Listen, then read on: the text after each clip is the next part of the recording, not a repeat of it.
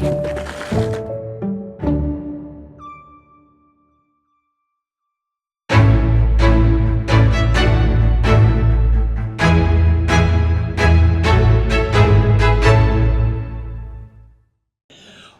we're very, very glad to have you here. I think I know just about everybody, but I'll go through my normal introduction to this. My name is Bob Willey, and I've had the privilege now for 10 years to serve as president of the Friends of the Georgetown Library. And as I say each time, it's an honor to be able to be in that role, in that position, because it's just such a fine library and a great group of people who are working here at this library and serving the community.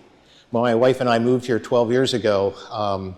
One of the things we did for our first year was to spend some time looking at the community, and of all the places in this community as far as civic service, the one place that was truly the community center was the library here at Georgetown. And just an honor to be able to serve and support. And the Friends of the Library, in terms of our services, primarily are supporting the children's and youth reading programs through our various fundraising projects. We'll talk more about those afterwards. But one of the services we also provide is this monthly lecture series that runs from September through May. And we've been honored to have throughout now 9 years, this is our 9th year, our Tuesdays With lecture series, Tuesdays With coming from a 1997 bestseller, Tuesdays with Horry. And as I explain each time, the reason we chose that title was it's an excellent example of what is the ongoing relationship between a college student and a college professor that went far into the student's later years as that professor and he continued to have a friendship. And that's what we're looking for in our series of providing continuing education opportunities for senior citizens. Now, you're all much younger, I know that, but to be able to provide opportunities really for all people to be able to continue to learn, particularly about our community. And we find that an exciting place. This is just a wonderful place to live in the Low Country, in Georgetown specifically, and to be able to find out more about our history, our nature, our people, all kinds of subjects related to the Georgetown area.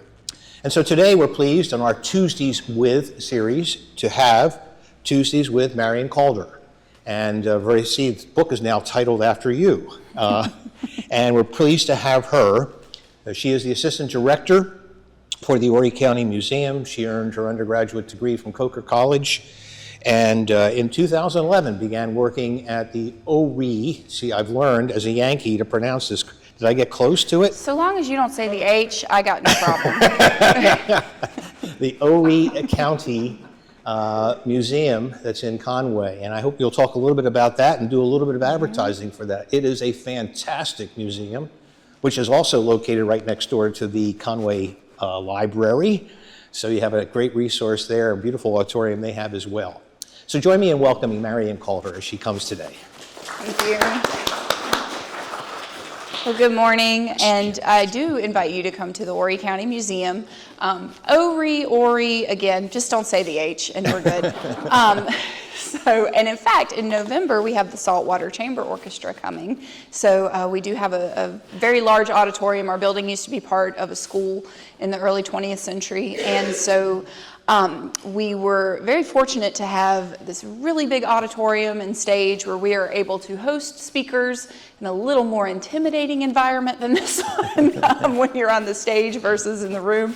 But also we have music, whether it's bluegrass or ukuleles or even chamber orchestra like the one Miss Dunn is part of. So I do invite you to come to see those programs. Everything is free. We are very fortunate to be part of Horry County government.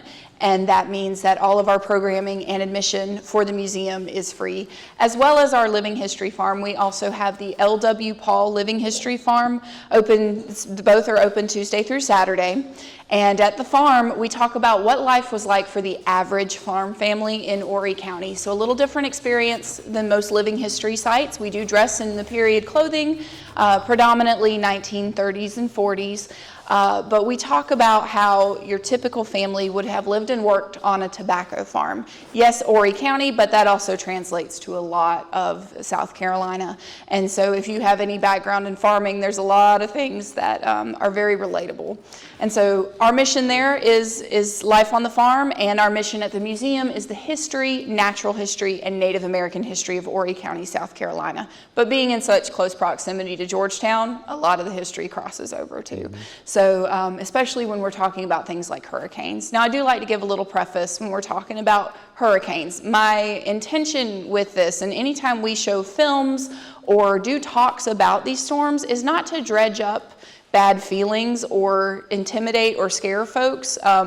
It is, again, two of our missions: history, cultural history, and natural history. And hurricanes tend to shape those things. And so we talk about those. And we also talk a little bit, especially for folks who are new to our area and maybe don't have a lot of experience with hurricanes. What is a hurricane?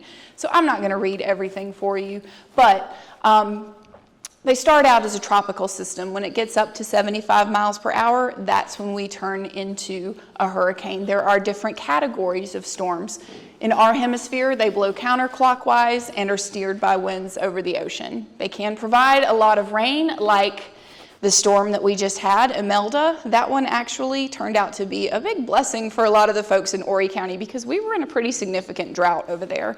And if y'all remember watching that storm was it about a month ago at this point? Mm-hmm. Was it going to come to us? Was it not? It had the potential to be really devastating as far as the amount of rainfall if it had crossed over us.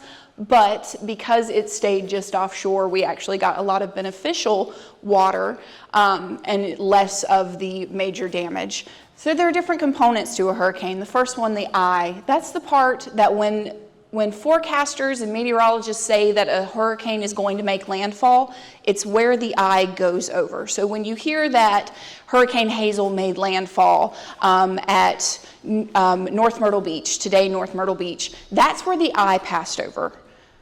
Hazel still did a lot of damage down in Pawleys and Georgetown as well.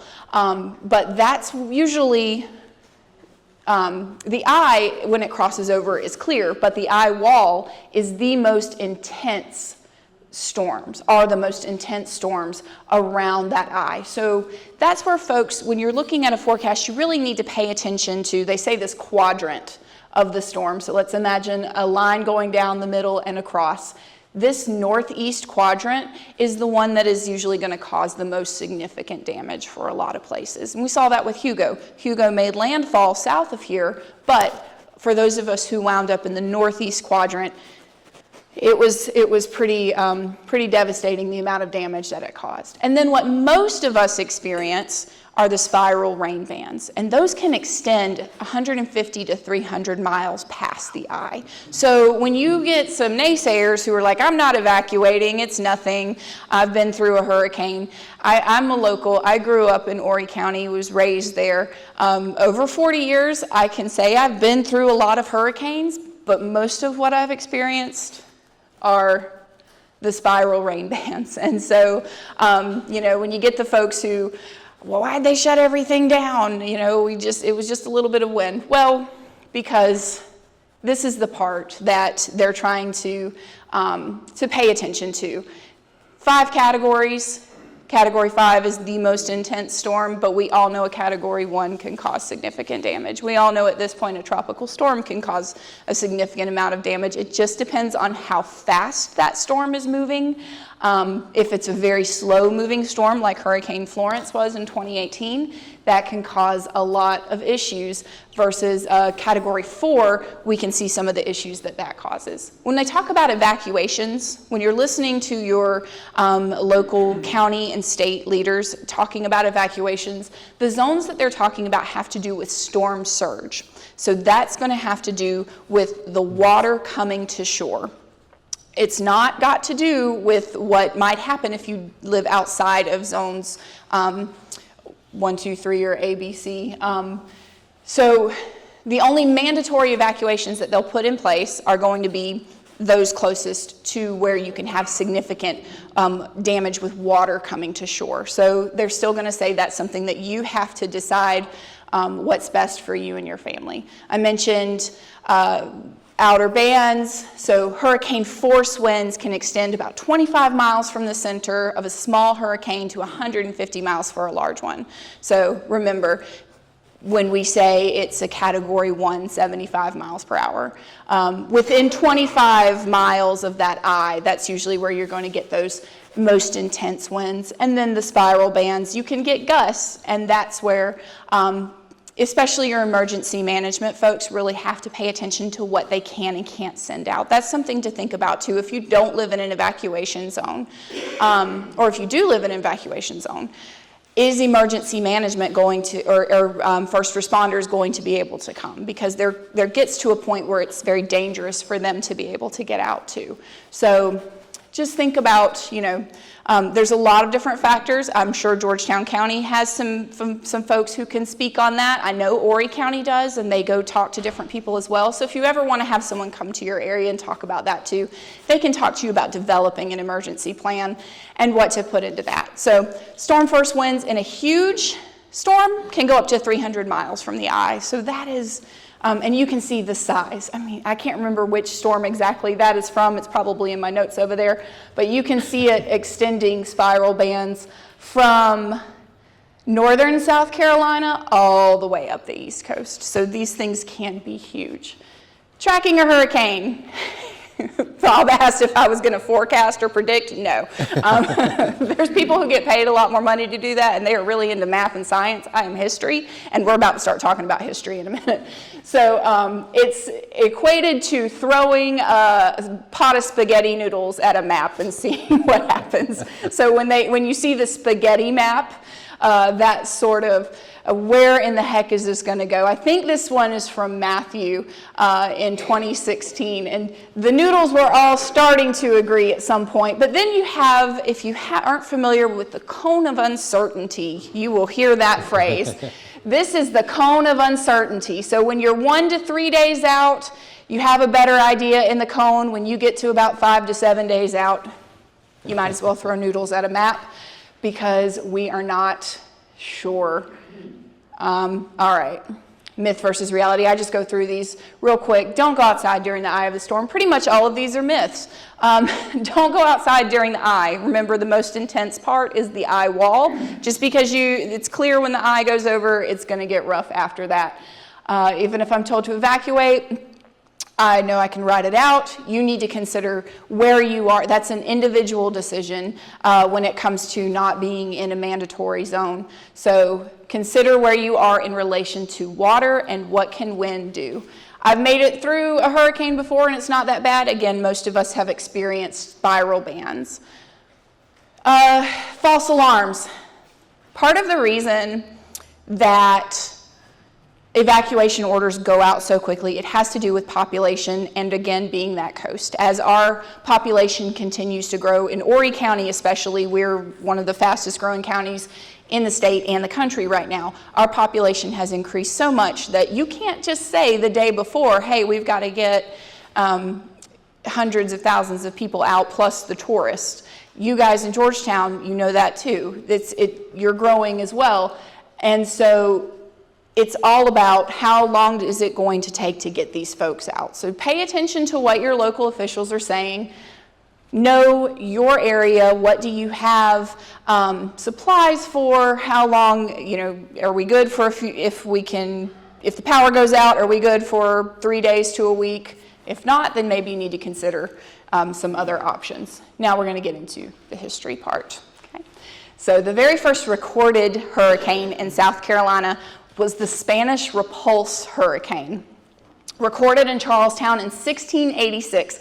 Now, you're going to hear me talk a lot more about some low country storms before I get into Horry County, and that's because, Horry County, up until the last 20, 30 years, was not very heavily populated. So not a whole lot of, especially going back into this time period, as much records as we would see in Charlestown and, of course, in Georgetown, too. So, but the first one recorded in South Carolina, 1686. We don't know exactly how strong the storm was. but it did cause major damage to that new settlement in Charlestown. But one of the things I find very interesting about this storm is that the Spanish were planning an attack from St. Augustine. And so because this storm happened, it had forced the Spanish fleet to turn back and go back to Florida for the time being. Apparently that happened a good bit, though. The Spanish and the English were always going back and forth between Charlestown and St. Augustine. But this storm saved, while it damaged with flooding the young colony, it did save them from the Spanish who were coming up from St. Augustine. The Great Hurricane of 1822. So this one hit, and you used to hear hurricanes called September gales, because most of the ones that we see that were very intense and did a lot of damage or were pretty significant in our history are usually happening at the end of September, but we'll also see a late one in October. But 1822, this one hit between midnight and 2 a.m. and was initially thought, of course this is way before our modern tracking systems, that it would remain offshore, but that right northeast quadrant hit Georgetown and at the North and South Santee Rivers. And it was recorded that the home of Robert Withers, his house crumbled like an eggshell and was carried off along with its occupants. And this is where we talk about the storm surge, what this would do. When you live in a tidal area and you've already got these high tides coming combined with the storm that's pulling and pushing water back onto shore, these places just weren't built to withstand that. Between the, especially with the rice crops, they estimated around $7 million and approximately 300 lives lost. Most of those lives would have been the enslaved who lived and worked on those rice plantations. After that storm, families who could afford to built storm towers and put them in place as a refuge for the enslaved who were along those rivers. We're going to see those come into play later on. So this storm did set up something that helped save people a little bit going into the next storm. The 1893 season was recorded as one of the deadliest hurricane seasons on record in the state of South Carolina. There was an early storm in August, and we know these storms start forming and get named as early as May. Although, do we all know when hurricane season is? June 1st through? Yes, through the end of November. So we are getting through there. Thankfully, nothing has been impacted. The last one to impact us this late in the season we'll talk about, but that was a while back. So August 25th, the Weather Bureau issued a bulletin for a storm moving towards South Carolina. It actually made landfall, so the eye of the storm went over Tybee Island. 70 ships lost and scattered, with cargoes washing ashore from Hilton Head all the way up to Cape Hatteras, mostly carrying lumber. So of course, rice had gone down as a cash crop by this time. This is after emancipation. A lot of industries, and especially in Horry County, where rice wasn't grown at anywhere near the same scale as it was here in Georgetown, most of our industry involved turpentine, naval stores, and timber. And so there were a lot of ships that would collect the timber that was harvested here. We used to have a lot more longleaf pine that grew here and would be shipped up north. That was our big industry. And so those ships, as they leave, we know 70 of them got lost and washed ashore. They found, after Hurricane Hugo, part of the Frida Wiley, part of that wreckage from this storm that had washed ashore in Horry County and years later been uncovered after Hugo came through. So a little over 100 years later. So while people in the southern end of South Carolina, so think about our sea islands and our deeper low country, while they were recovering from this storm, another one hit in mid-October. And this is one that is pretty famous in this area and up into Horry County. It hit Bulls Bay in Georgetown on Friday, October the 13th. And so at this one, there were 16 recorded drowned, and this was at also, this article comes from Murrells Inlet and Magnolia Beach, so Litchfield and that area. They said that at this one, I'm just making sure, Dr. Flagg and his family. So most of them lost their lives and the servants to this storm. The people who had survived used those towers from 1822 that were still there and were able to seek refuge and go into those towers that had been built, if they had been built. At Magnolia Beach, which again today I believe is Litchfield, this family, there was another family at the end of the beach, or at the end of the community, who had a house on higher ground, and they knew that a storm was coming, but again, no one could really predict just how powerful this storm was going to be yet.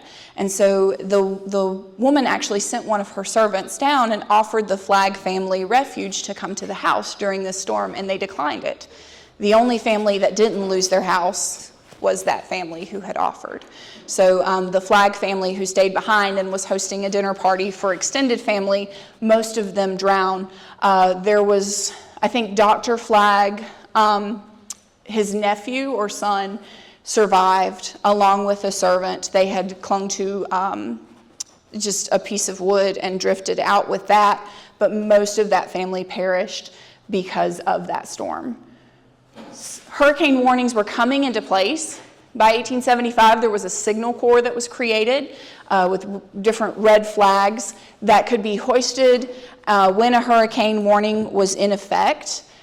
But the Spanish-American War, 1898, so a few years after that devastating season of 1893, led to establishing an office in Jamaica and then later into Cuba, where residents could be warned a little bit better. That 1893 storm too, that was, so between the storm that hit at Tybee and then the storm that hit at Bulls Bay, pretty much the entire coast, east coast of South Carolina was just destroyed at that point. It also put an end really to a lot of the naval stores industry here. A lot of those trees that were still being tapped into for turpentine and rosin and resin, a lot of those got knocked out. And so a lot of families ended up, so here's South Carolina, a lot ended up moving west and going and tapping into other trees further west and got away from this area. So it started paving the way too for our next big industry along the coast, especially in Horry County. It paved the way for farming to take over. We had small farmers, not to say families weren't farming, but agriculture then in our area especially became a much bigger cash crop instead of timber.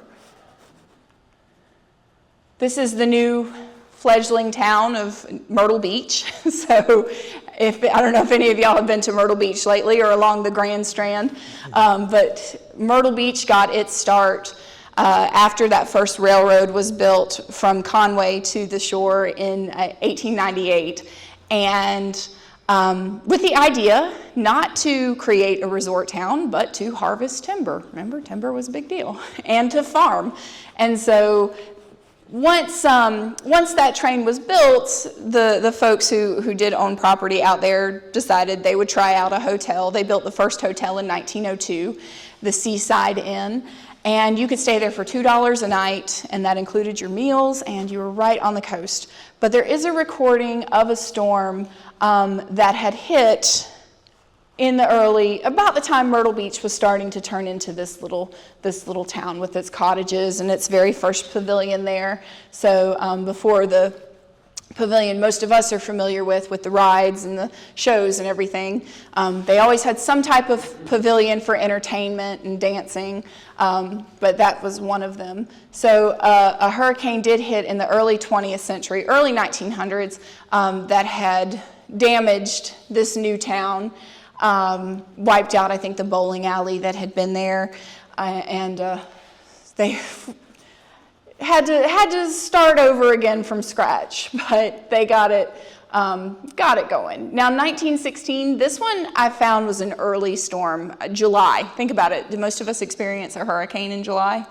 It's usually later in the fall, but this one, July 1916, warning flags went up, and a Category 2 storm came ashore just north of Charleston, And within a few hours' notice, Edwin Kaminsky, so of course we're all familiar with the Kaminsky house down here in the Kaminsky family, Kaminsky took his yacht to Pawleys Island and began to evacuate residents and was able to get out hundreds of people before that storm hit. And because of that, no lives were lost in Georgetown here, or in Pawleys, because of that storm. So there's the notice here, tropical storm hits Charleston. And then Kaminsky gets his. Now, this storm did a lot of damage to tobacco crops in this area.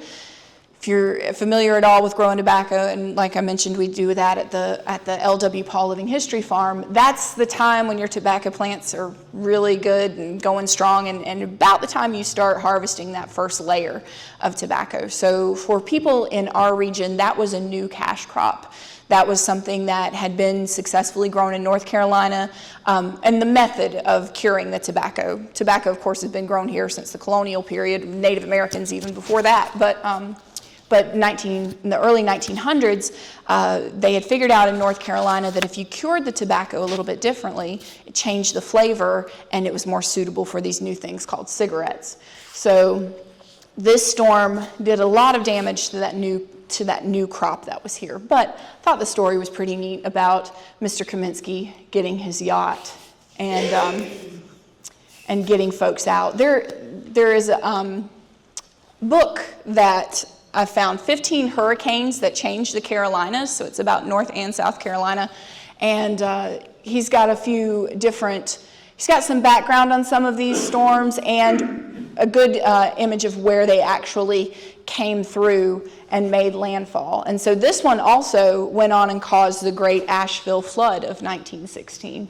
But I found in one of our old newspapers an interesting story from this particular storm. So interesting case caused by flood. So this is the 1916 July hurricane. Gentleman in Conway a few days ago wanted to know if the state fish and game laws, which were sort of a new thing by then, would apply to a situation which he says has arisen by reason of the high waters in the rivers. He stated that the rivers had overflown his potato patches and fish had been caught in the fence corners.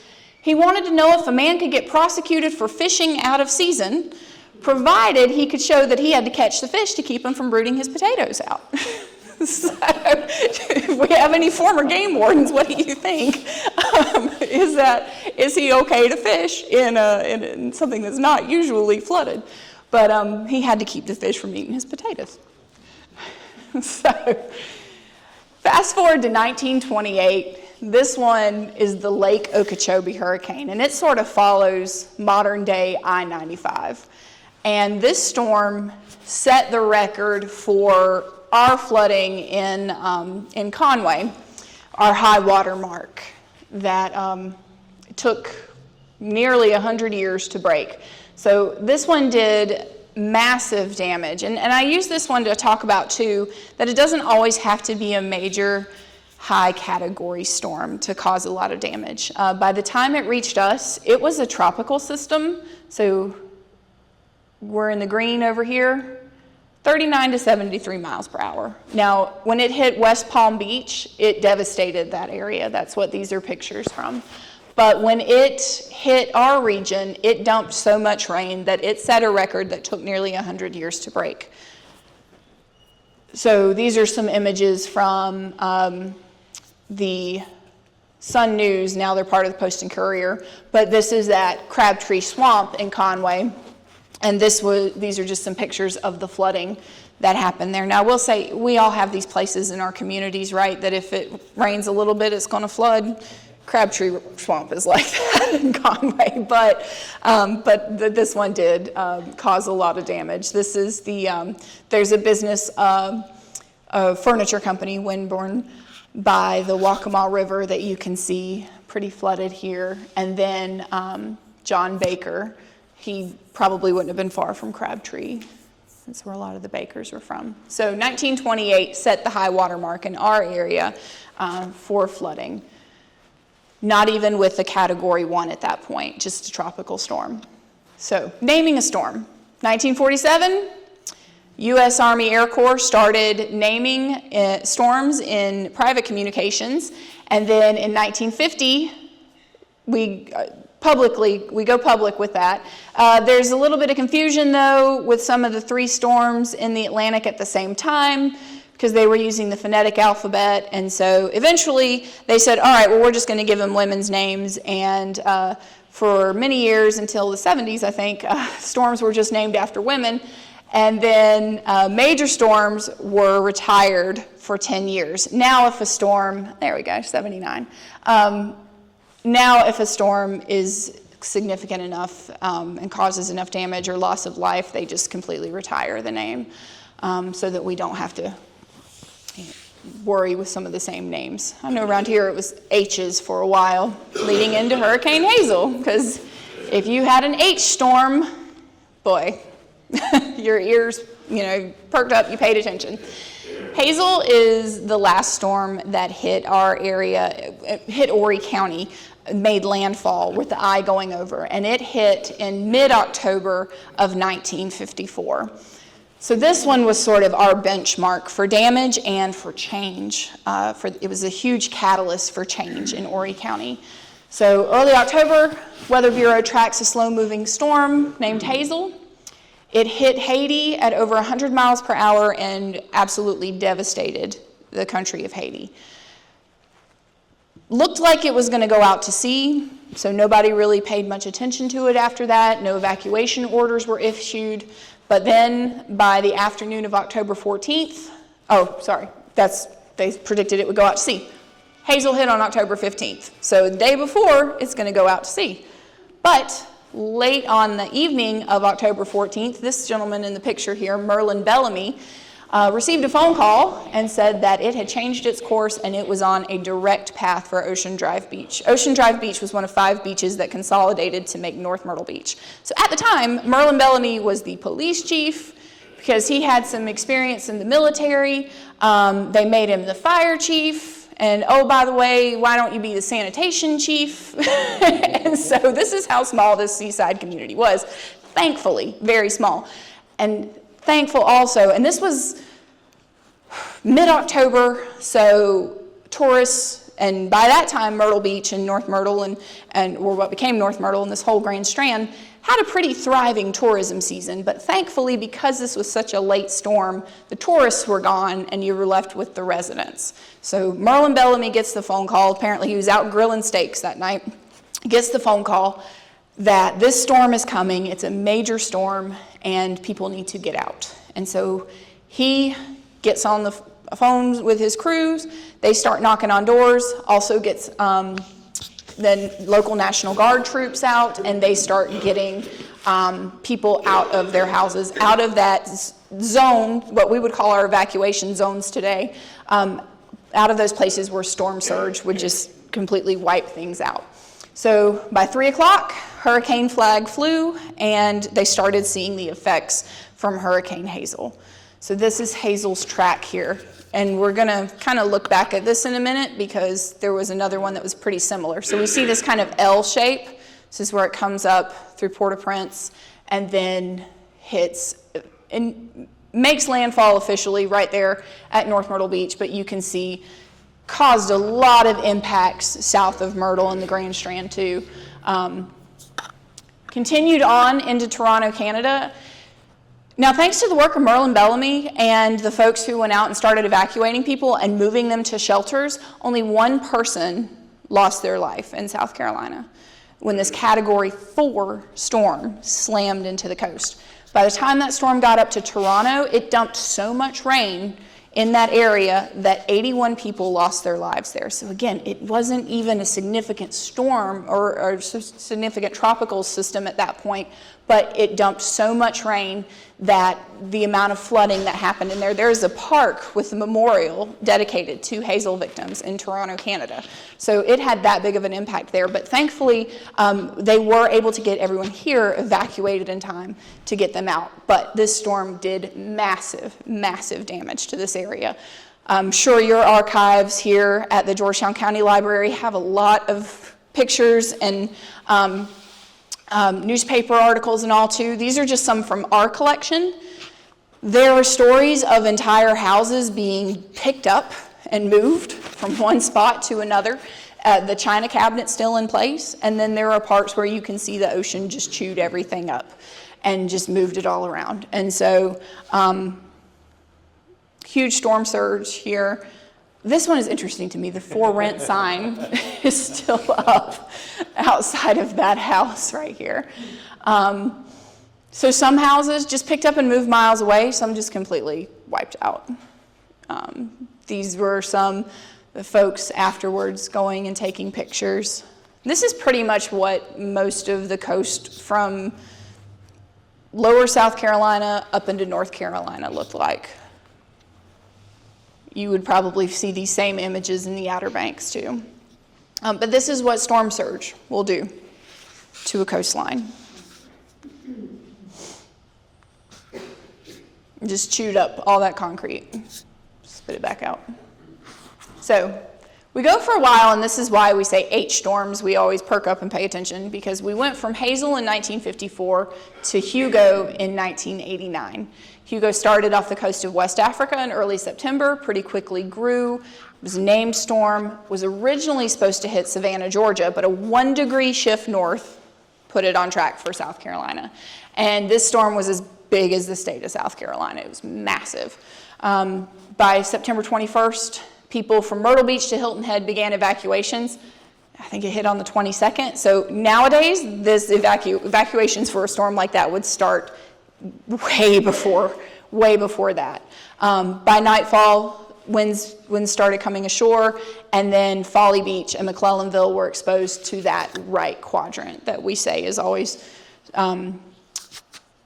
can be so devastating. At Myrtle Beach, storm surge caused the most damage to that. Where I grew up, south of Conway, down 701 South, I think we lost 6 or 7 trees that night. We woke up, just trees were down everywhere, and that was pretty much the whole story from here driving south. You could drive down 17 and just trees gone. This is a satellite image of Hugo right before it hit. These are some images from the Grand Strand. Again, I'm sure that this is something y'all would have a lot of image-wise here as well. So, chewing up. These are Garden City, I think. Try to play this video. This video was put out 10 years after, so 1999.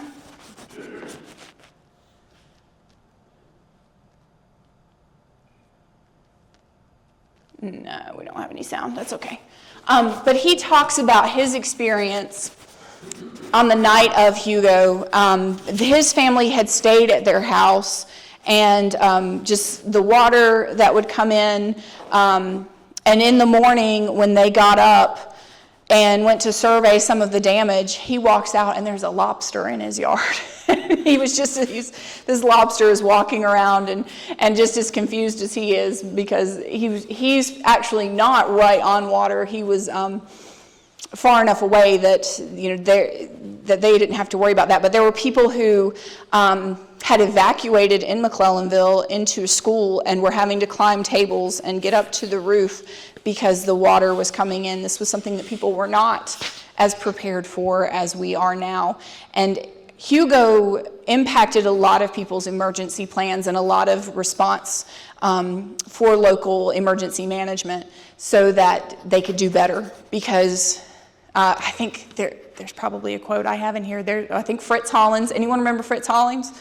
Yeah, he raised a stink after Hugo and just said that the response to it was embarrassing. South Carolina had to do better and have better plans in place for when a storm comes. And so he wanted to make sure that the next time we had a major storm, we weren't caught like we were with Hugo, because Hugo did. Yes, Lincoln High School, yes. That was where people had evacuated to, and then the school started flooding. Misread the map. Yeah. And so things had to be done better. And Hugo changed a lot of how we respond to storms, thankfully. So fast forward 10 years, and this whole season of 99, y'all, I remember when we started school, this was such an active season. I don't think we did a full week of school until after September, because we were constantly out because of hurricanes and tropical storms, and they were canceling schools, ordering evacuations. There were a bunch of storms that were supposed to hit our area and then ended up going up to the Outer Banks. And that was a year that the Outer Banks really took a beating. And coastal North Carolina really took a beating from hurricanes. But the one that did cause a lasting impact that season was Hurricane Floyd. This was another huge storm, 400 miles wide, Category 4, formed in September, so another September gale. Evacuations were issued from Georgia to South Carolina, and just as the rain started hitting South Carolina, a cold front came in from the west and pushed it away from Georgia and South Carolina, pushed it north, and ended up slamming into North Carolina at Cape Fear. And so continued on into New England. In Horry County, some places got up to 20 inches of rain, and that caused a really significant flooding event in Horry. These were some of the Sun News articles from that time. Did not break the 1928 record though, so that was still coming. But all along, and you can see the satellite image here, or that radar image, just the massive size of that storm. This one, we should be coming up to Hurricane Matthew in 2016. Yes, so Matthew forms down here, and the track for it was an L shape that looked very similar to Hurricane Hazel. So when they first released the potential track for that storm, people were really paying attention. So Hurricane Matthew 2016, no, sorry, I'm not at Matthew yet. I normally have my computer in front of me, so I'm trying to remember here. This is Joaquin. Do you guys remember 2015 Hurricane Joaquin? Never made landfall. You're going to remember it when I talk about it here in just a second, because Joaquin stayed out off of the coast. It made it up to a Category 5 off the coast. But you see this whole system over here? When Joaquin made it up to us, and that system combined with the rain bands, it dumped massive amounts of rain. Do we remember the term, the 1,000-year flood? Does that sound familiar? That was Joaquin. So that was the year that Columbia and these areas, Charleston, Sumter, Columbia, received so much rain that dams started breaking. These communities flooded. It didn't just impact our coastal area, it impacted the interior of South Carolina as well. You're looking at 18 to 20 inches up, well, really, let's go 20 to 24 inches in some places that got rain that we're not used to having that amount of rain. Up in the northern corner of Horry, we got significant amounts. Georgetown also got some significant amounts of rain. So this was one that never even made landfall. End of September, all the way to early October. Why that big gap? Because of our rivers. Because it takes that long for our rivers to crest. So our flooding wasn't done. Flooding doesn't just happen the day that storm dumps that rain. Because we have these rivers, especially the Waccamaw River and the PD, flowing in and going into Winyah Bay down in Georgetown, our rivers continue to rise weeks later. So that there's our 1928 high water mark. 1,000-year flood. We're not supposed to see that anymore, right? We're not going to live to 1,000. Well, then we're going to get to Matthew. These are some images, not Horry County, but just other places in South Carolina where the roads gave out. This is where we very much say to don't drive through water, water on the road. This one is Matthew. And this is Matthew's track. There's that L shape, just like Hazel. So that is the track that when people saw that, they were like, we got to pay attention to this storm. And Matthew, that one was frustrating. That was like watching a turtle because it was just slow, and what's it going to do? Where's it going to go? So late September, early October, another late September storm. This is Hazel's track, so this was the original track from 1954. That's that curve people were seeing and worried about. So, but then we get the spaghetti model, right? What in the world is it going to do? Well, it's going to skirt along the coast. Is it going to make landfall here? Is it going to go out to sea? What is it going to do? The spaghetti models were very frustrating. It ended up skirting, did make landfall down here, but then went back out to sea. But the amount of rain that Matthew dumped, we were supposed to only see a flood like 2015 once every 100 years or 1,000 years. Well, we saw it the very next year with Hurricane Matthew in places in South Carolina. This is one of the piers that got wiped out. So even though it skirted along our coast, it did stir the ocean up enough that there were piers lost, roads. This one, I believe, was in Horry County, washed out.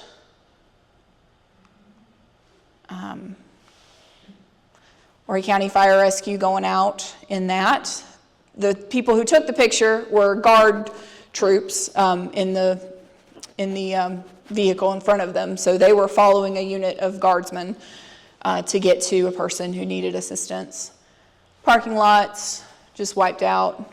Trees down, because we did get Matthew was also a high wind event for us too. We had had so much rain before that storm that the ground was pretty heavily saturated. So the amount of rain that we got with the storm coupled with the wind, and the way it turned, we got the front end of the wind, and then we also got the back end of it. And I remember the power going out, trees going down, power going out.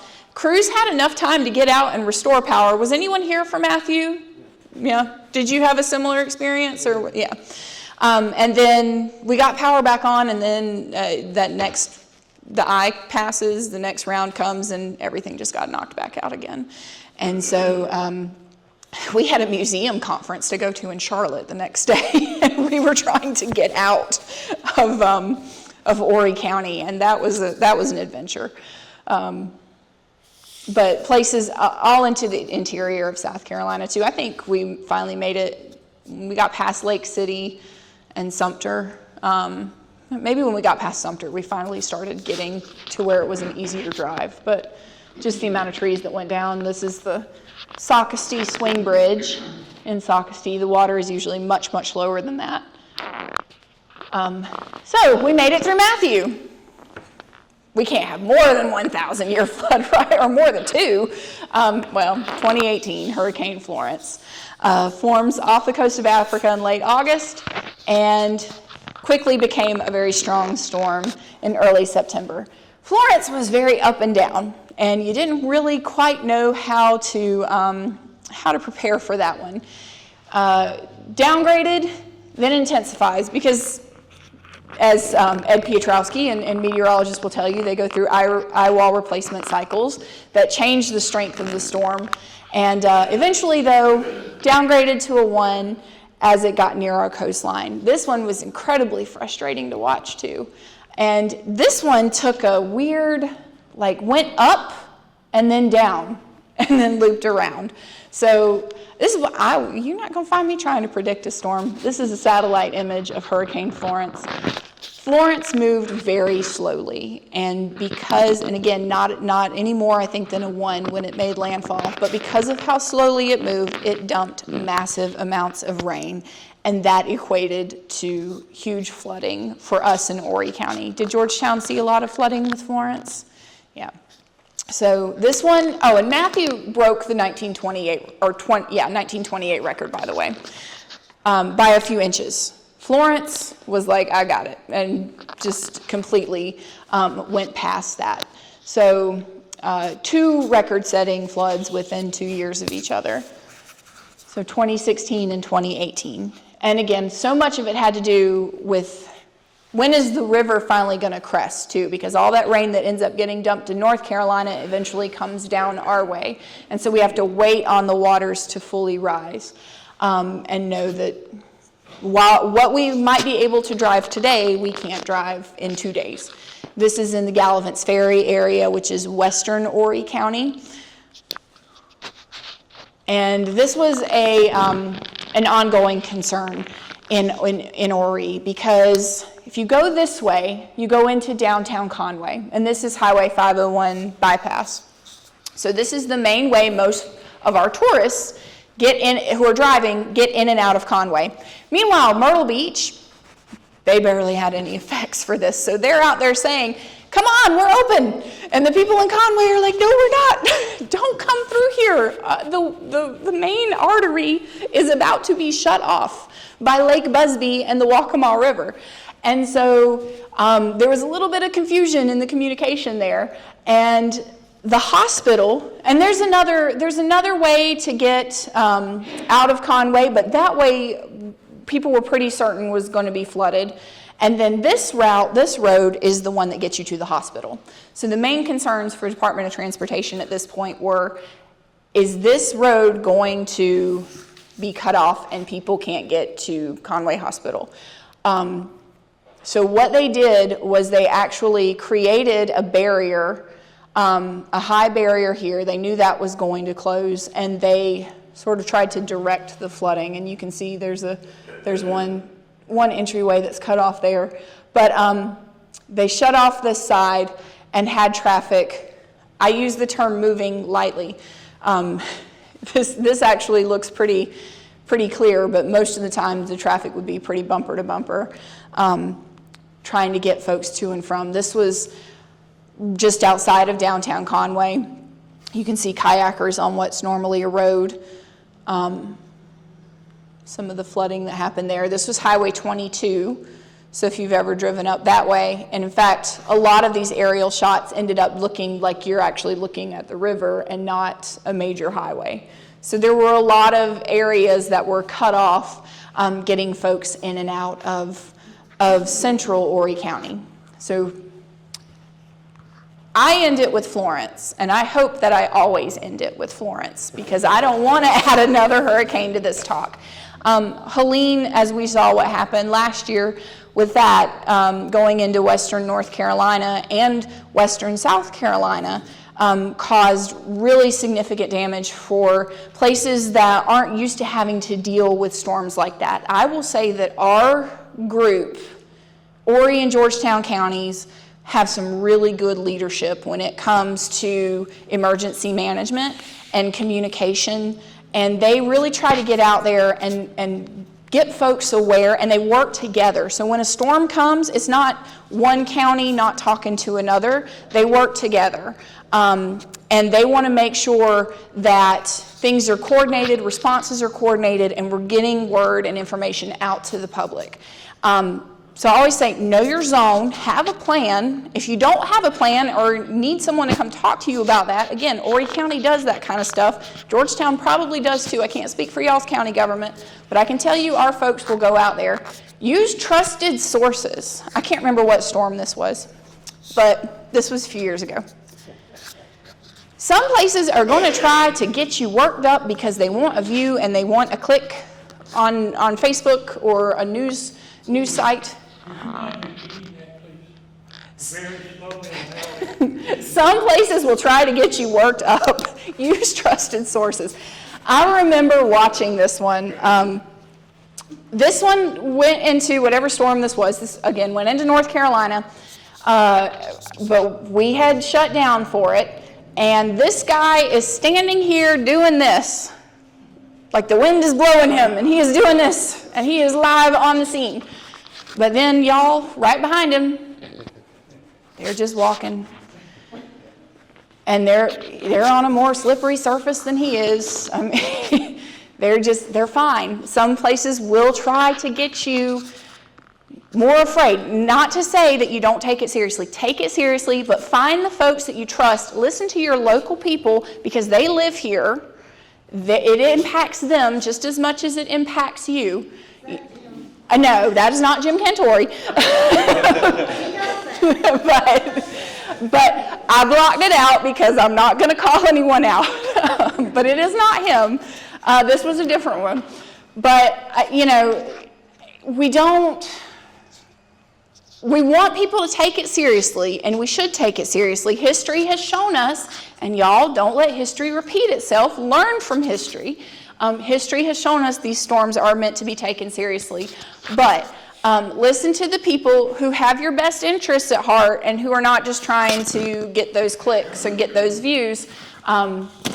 They live here in the community with you. Yes? National Hurricane Center should be on everybody's Yes. internet site. It is the most hot active NHC. information available. Yes. And so,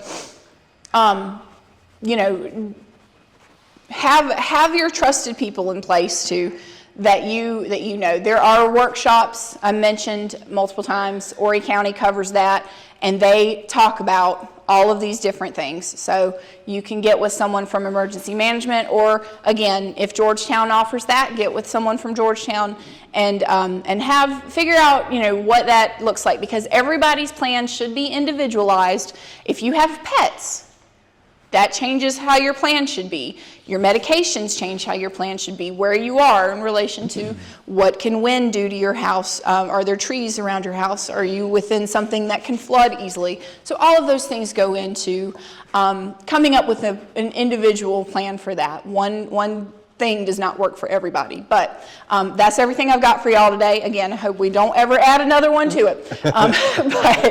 But thank you guys for sticking with me and joining in. Thank you.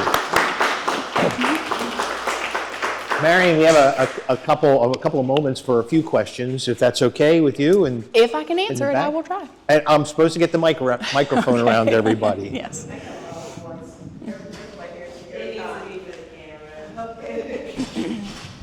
Everybody hears me every time, so I apologize having to speak again.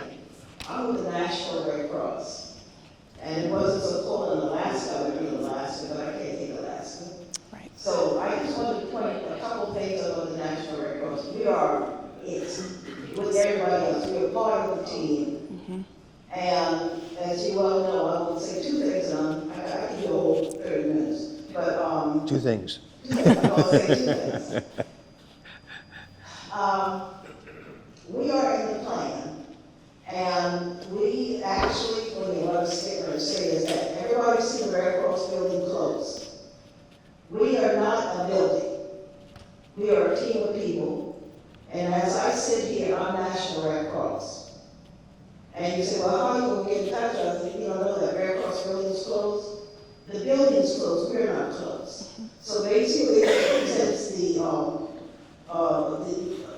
virus. We start virtual. You could get on the computer and find us. The closest buildings is wonderful North Myrtle Beach, and the other headquarters or district is North Charleston County.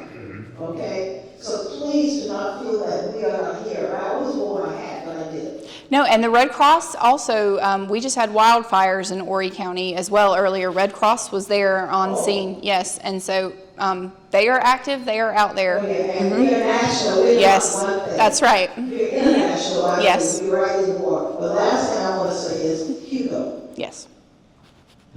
My family was in Hugo. I just want to get some things clear. We went into that school. It was not a set up disaster space because people didn't know how to evacuate rural people. What happened with the children is they were in the auditorium. Think about being in an auditorium. What will you do? Go up the steps of the auditorium, the base of the basketball field. So we didn't climb on tables. We actually went up on the stands. And we are fishermen, so basically one fisherman said, breathe, because the search, breathe, if you, not breathe, hold your breath. If you hold your breath, you won't drown. And we didn't have any losses. Wow. Wow. That is a miracle. Yeah, we had the Yeah. top of the stairs. Yeah. Mm-hmm. Yes, sir. Yes, in a lighter note, would you care to comment on how the legend of the Gray Man fits into any of this? The Legend of the Gray Man. At some point, which storm, I'm not exactly sure. And I've heard different versions. We actually had Elizabeth Robertson Hunt singer came and did some local ghost stories at the museum on the 11th. So I always heard somebody who, was he a Confederate soldier coming home and died on the way home? Was he before the Civil War? There's some that think he was Plowden, Hagley, yes, Weston Plowden. There's been some debate about who it was. But the idea is he is in love with this girl who lives in Pawleys, and this is who he's going to marry. At some point, something happens, and he dies before he can get back there. And there's a storm coming, and he goes and he appears to warn the residents that this storm is coming, and you need to get out because it's going to be a significant storm. So did we see? Got some feedback. Did we see the gray man for any of these upcoming storms? But if you see him, then you're supposed to pay attention and make sure that that you take his warning seriously. So he's not a ghost that you're supposed to be afraid of. He's one of those that is helpful and gonna let you know. He saw him. Did you see him at Hugo or Hugo? Mm-hmm. Yep, there we go. So I always grew up hearing about the gray man, but yeah. Thank you, Marian. You're very, welcome. very much. Thank you. Appreciate it. Yes. Thank y'all so much. Thank you very much, and she'll be available if you'd like to for some questions. And again, encouraging you to visit the Horry County Museum. Just a great museum and a lot of wonderful things there. And the farm is located at... Harris Shortcut Road. I would suggest you Google it. It is about 4 miles from our museum, so not the same site. It's Highway 701 North. And that's well worth it as well. And that's Fridays and... Tuesday through Saturday. Tuesday through Saturday. This Thank Saturday, we will be digging up sweet potatoes. Oh. And it's our fall harvest day, 9 to noon. And so we'll have different things going on. There'll be cooking demonstration, digging up the potatoes out of the field. And in November, we'll do syrup day. So we'll squeeze sugar cane and make cane syrup and all that. So, yeah. All things that used to be done by your average family around here. Sounds fun. Sounds like good things. I thank you all for coming today, reminding you that the lecture series is a regular series. We will continue in November. We'll take a break in December. Have a schedule for the whole series on the back table there if you'd like to pick up a copy, so you make sure you put it on your calendar. Next month, we'll be having Lee Brockington with us, and she'll be sharing, I have her down as local historian and storyteller. Actually, it should be everyone knows her. But anyway, wonderful speaker, and I know you'll enjoy that. She'll be speaking on the history of the Thanksgiving holiday. This was a topic she had proposed to share with us, so we look forward to it, particularly seasonally for us as we come up on November 18th. Also, I wasn't anticipating being able to announce this, but this Saturday is going to be our fall community yard sale. It was supposed to be 2 weeks ago, talk about heavy rains and everything else that happened then. But this coming Saturday is going to be our community yard sale. Great opportunity in both ways. If you would like to have a yard sale without having a yard sale at your yard, we'd be very glad to have you here. It's only $15 for a space, $20 for 2. And we already have over 20 vendors who are going to be here. And it's a great mix of people and ideas and thoughts and great conversations to be able to take place when you get together here on Saturday from 8 o'clock till noon. And the Friends as well will be having, we're the sponsors for it, we'll be having a book and record table. We got a large donation of LPs and 78s. Do you remember the 78s? If your record player can, if you have a record player, and if your record player can play those. But come on by between 8 and noon. It's a great opportunity for people in the community, and it's just a wonderful time together. That'll be on Saturday, the 25th. And then finally, we're also now announcing and selling tickets for our Yuletide Home Tour. We have some information on that in the back. If you go to our website, myfogle.org, and go under events, the tickets are for sale there, $25 per person, $20 for members of the Friends of any of the Georgetown libraries. And we're really excited. We have 12 homes on the tour this year. Again, this is on December 13th. 12 homes, at least 4 of which have never ever been on the tour before. And so we're thrilled with that. Nobody from last year. We always do, we circle round. So it's always new homes from the previous year. But 12 homes, 4 of the museums in town, including Kaminsky House, the County Museum, the South Carolina Maritime Museum, and the Gullah Museum are on the tour. And finally, 2 churches. We're going to have Prince George Wignaw on the tour, and they've been with us a number of times. That's a beautiful church inside. But for the first time, and we're thrilled, Bethel AME is going to be on the tour. They have not been able to be opened since before the tragedy in Charleston. And so once again, very graciously, Pastor Davis there has allowed us to be able to include them on the tour this year. That is a gorgeous church inside. And I hope you'll be able to join us. So tickets are available for that, and we hope you'll join us on Saturday, December 13th.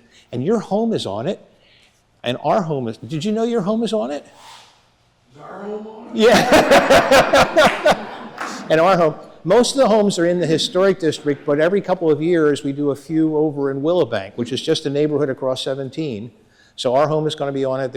We have 3 homes in Willowbank, so it's kind of, that's the 1940s. Early 50s, I guess. What year is yours? 51. Yeah, early 50s. They're beautiful homes, and hope you'll join us. Anyway, that's a lot, and I hope you'll join us for a lot of great things that the Friends are doing and this library is doing. It's a great community here. And again, Marian, thank you. Appreciate it very, very much. Thank you all.